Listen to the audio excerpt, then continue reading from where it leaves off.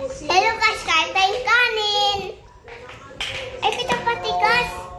Ito. Lagyan mo lang dyan sa gilid. Gilid.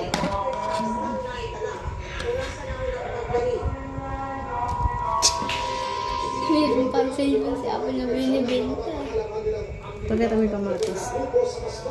Oo, kapore. Bapitin ko na ko. Kaya, nag-iwala ako itong dati. Kain na tayo. Ito.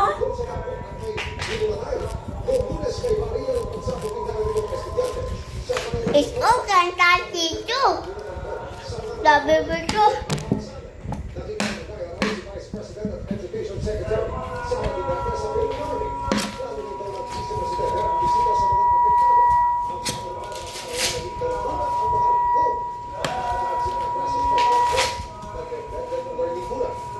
May nagpuputok ng baril?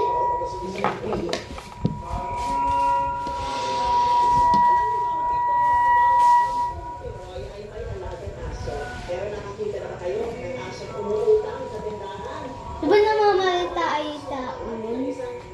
Pwede yung mga MP.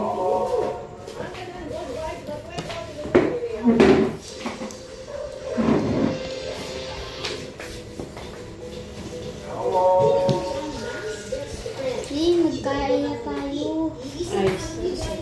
Hello guys, kain tayo. Inom ako tubig. Ito ah. Tubig inom ko. Hindi ko nauubuin ako.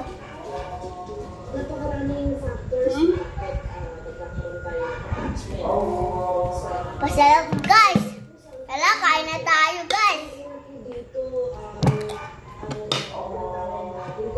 Bento tayo dito sa ang cellphone.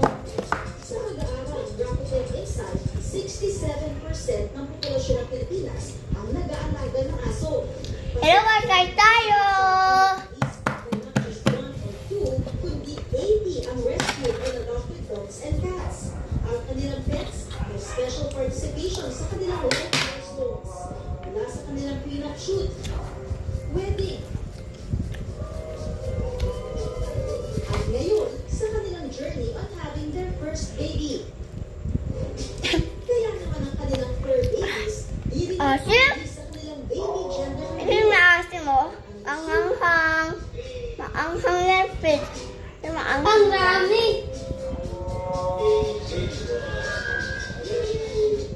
Kwento nila June at Maris, parte na ang kanilang